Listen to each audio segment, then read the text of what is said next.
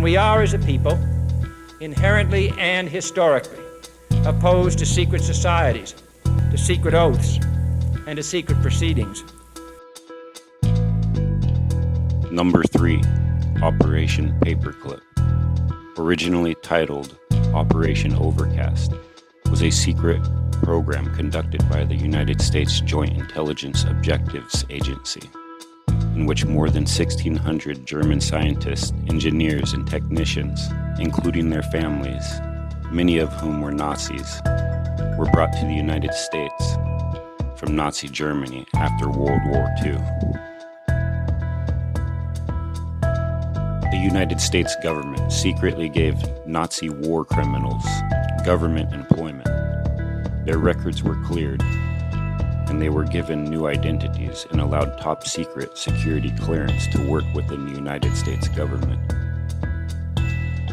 Hundreds of Nazi German scientists, military personnel, engineers, technicians, Nazi party members, SS officers, and war criminals from occupied Germany were given employment in the United States of America with jobs such as aviation and aeronautics, chemical and biological warfare,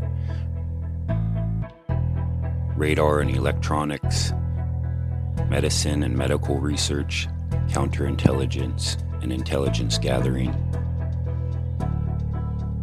President Harry Truman officially sanctioned the operation, but forbade the recruitment of any Nazi members or active Nazi supporters. So, in order to recruit them, their records were whitewashed to eliminate evidence of possible war crimes, allowing them to work for the United States without facing accountability. A notable recruit includes Wernher von Braun, who was employed as director of the Development Operations Division as the U.S. Army Ballistic Missile Agency.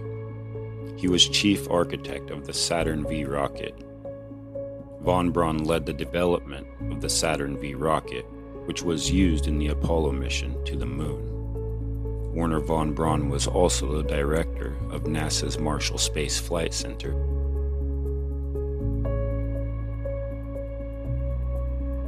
Alongside General Walter Dornberger and other Nazi officials, von Braun made the conscious decision to employ concentration camp prisoners at the facility where the rockets were manufactured. He was aware of the repulsive conditions these laborers faced, which included starvation, brutal treatment, and high mortality rates. Around 20,000 laborers died due to these inhumane circumstances. After the creation of NASA in 1958, von Braun became the first director of the newly established Marshall Space Flight Center in Huntsville, Alabama. The very word secrecy is repugnant in a free and open society. In times of clear and present danger, the courts have held that even the privileged rights of the First Amendment must yield to the public's need for national security. I refer first to the need for far greater public information, and second, to the need for far greater official secrecy. By keeping Operation Paperclip a secret, the government prevented citizens from fully exercising their rights to free speech, press, and petition, thereby infringing upon the First Amendment. I believe that this nation should commit itself to achieving the goal, before this decade is out, of landing a man on the moon and returning him safely to the earth.